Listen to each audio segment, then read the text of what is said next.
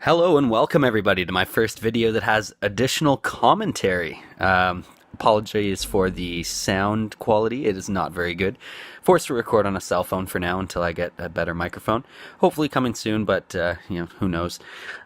So we're going to start off with a bit of a controversial race in Singapore. Fifth on the grid. It was a sort of wet qualifying, not really wet enough for inters, but the computer put you on inters. Sliding around a little bit too much. Went for the dry setup too because I knew it'd be a dry race. So one of those ones where maybe could have been a little bit better, but it is what it is. Waiting for 5 red lights here. The Williams gets a really poor start off the line here. You can see caught napping a little bit. Sens and Prada generally get pretty good starts, so they're away into the first corner, and thus the melee begins. Of course, an illegal overtake here. I didn't really have anywhere else to go, so I don't know what was supposed to be done there, but griping about Codemasters and illegal overtakes is pretty much the entire F1 YouTube genre, so I will avoid trying to take too many shots at them, but sometimes you just can't resist. So we're really pushing here, trying to get into this melee. Sens and Prada are really fighting it out. Steve is really all over the place to begin this one. We kind of get a good run on Prada here. A little bit of contact at the end of this straight. I don't know if he hit the braking zone a little bit earlier than me, or maybe I just missed the braking zone and managed to springboard off him to slow myself down enough. So we're coming over the bridge section here now, through the Anderson Bridge, and down to this kind of a third straight here. I like to think about it. I know the other one's pretty short going into the bridge section, but it really does feel like it has some 3 distinct straights. And you can see we're losing a little bit of time here. It could have been a little bit better off the start, but usually in this game, if you fall back by enough, and really start creeping up on someone, they're kind of checking their mirrors, and you might be able to force them into an error.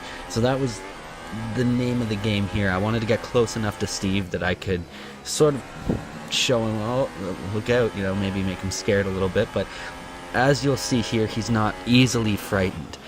So we go for a quick move down the inside, not working out. Went over the curb there. Not the best way to take that first corner. So lost a little bit of time, but again, we'll probably get the slipstream here coming onto the straight. Good exit on the corner there. That one's a really important one, especially when the DRS is active, though it's not yet. And here you can see part of what the controversy was over the night. I think it's to stop the slipstream, but Steve will weave back and forth, almost like he's warming his tires.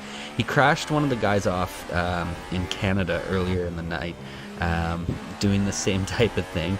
And in my experience, I like to weave a little bit slower and wider, because if you're weaving that tightly, I feel like the computer still gives you a slipstream. Even though you might not be directly behind them, it's still close enough to the general vicinity because he's not weaving too far to either side. So back over the bridge and down the straight here again, we're really trying to put some pressure on him, try to dive up the inside. Sometimes I'll do that, just put a little bit of pressure. You're not going to make them move, but you make them check the mirrors, and you make them feel the pressure, and especially going into windy sections like this, if they're thinking this guy's right on my tail and he's coming up the inside, they're going to overthink every corner, or they're going to overthink you behind them and underthink the corner. That was a little bit risky there. I won't lie about that. Probably no chance of making it, but again, we see the weaving start, and this is around where the controversy begins. So all the way to the outside there, almost a collision. He gives me a little room on the outside, but then kind of pushed to the inside, and then no room on the apex there. I think we could have gone a little wider, and now you see Prada's really joined the mix. He was excited to get up into this fight. He saw scrapping and knew he'd have a chance. A little bit of contact out of the turn there. He apologized for that, but then, yeah, it's a little bit of controversy there. And then we get taken out, and then I go full Daniel Ricciardo. Yeah, no excuses there. That was a bit messy, but we wanted to see the replay to see who was at fault. in all honesty, when I watch it back, I couldn't move anywhere. I had Prada up the inside, and he was weaving a little bit. I think I really had nowhere to go, but I did make contact with him and spin him out. So on to a little bit more successful journey to Australia. Just getting the one-shot qualifying. I have a lot of preloaded setups for the tracks that I'm not very good at, and Australia is definitely a track I'm not very good at. But it was actually a pretty decent race, start to finish, but yeah, a little bit of controversy there in the middle. So here you see just trying to get the best possible lap we can, extend the braking zone, try to get good runs out of the corners, and watch the curb here. That is a very dangerous curb to hit. It can devastate you. This turn here, and then the next one coming up, and the end section are corners I really don't do too well at. I really don't feel like I get the best run out of there. But I am playing on controller. I don't have a wheel. I'm starting to sound pretty cheap. No microphone, no wheel. But finances being as they are, everybody understands those situations. That chicane there, you can actually take a lot more curb than you might think, and it's something that they actually tell you in career mode. If you've played enough career mode, you get the email right before the race talking about some specific corners that might be a problem, and Jeff even mentions to you in the email that it can be extended, and if you watch the actual AI go through it, they do extend it a little bit more than they do most other corners. So you'll see in the race that there is a lot of time to be gained.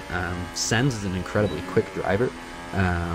He beat me to pole here, but you'll see how much time is gained just by taking a little bit more of a cheeky line, I guess, through there. Now on to the race. A pretty close qualifying, just under 3/10 separating us from pole, just under 6/10 from third to first, so pretty tight. The only one of our group that failed to qualify was Steve, but he'll usually do that for his safety rating. He does it purposefully, and I mean, you can't really argue with that as safety rating, so it seems to work out for him. Pretty good start off the line. Again, Prada with a great start, diving up the inside here.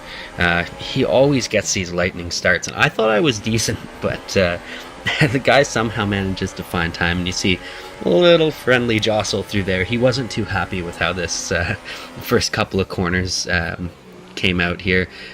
He kind of comes up the inside or the outside here, gets forced wide, he thought. I thought I gave him enough room, but it'll be up to you guys to really determine how that went there. I think it was entirely clean. But now we're trying to reel in Sens for first place, looking back every once in a while, see how much progress they've made on us. And here's where you're going to see what I was talking about before. We're a good distance back, couple car lengths here. Watch how much this chicane can do for you. If you're trailing someone that maybe is being a little bit conservative on that chicane, maybe doesn't want to get the penalties, the corner cutting stringency in this game is ridiculous. Some corners you can take a massive amount, some you can't take a millimeter. And that's just one of those ones where you can be a little bit more liberal. It's for me, I do a lot of career mode racing, and I do 100% race distance. So like over like 3 full practices, a full qualifying, and 100% race distance, you're gonna find those corners that maybe you can be a little bit fast and loose with, and you're going to identify the corners that you really can't take any. So here again, just trying to reel him in, goes a little bit wide there. Just trying to find the time. He's extremely quick. 9 times out of 10, it's very rare to see him make a mistake, but in through this section, I think there might be a setup issue. My setup might just be a little bit more stable, but you can see he gets a little bit off through this corner here, clips the inside, goes a little bit squirrely, manages to retain it. Nice save. And some people would be right into the wall if that happened, so magnificent driving to catch that. Really trying to make up ground on him as much as we can using the slipstream.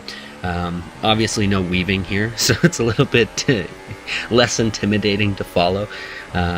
Coming here, 10 car lengths probably about between us, and you can see just the power of this chicane here and how much you get out of it. Again, he's trying to move out of that slipstream. Gonna try to pull a move out the outside. Again, that's kind of like the Singapore one. You're just trying to stay in the mirrors.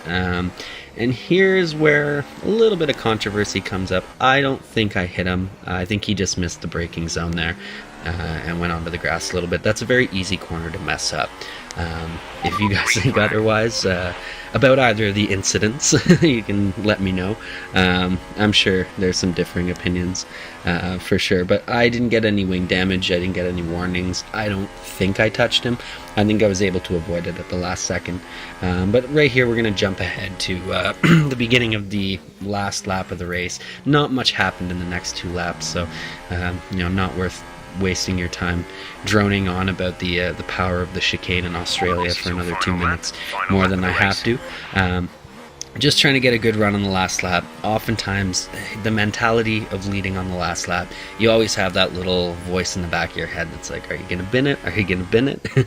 Anyone that's watched the F1 YouTuber Championship with some of the more amazing F1 YouTubers, it's hilarious how many times one of them will be out and they try to force each other to crash by putting the pressure on the last lap, whether by playing epic music or just trolling them into a mistake. But yeah, it definitely gets in your head a little bit. I find you really have to slow yourself down, take a breather.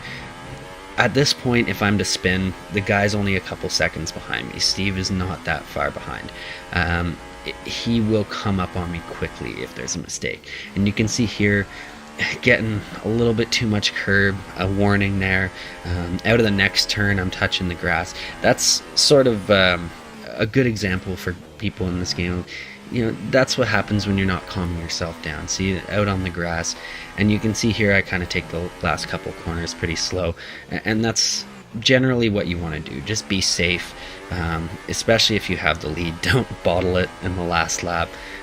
Nothing more embarrassing than that. So that's the end of the race there. A nice win, and I think this is where we cut it. So have a great day, everyone. Thanks, and goodbye.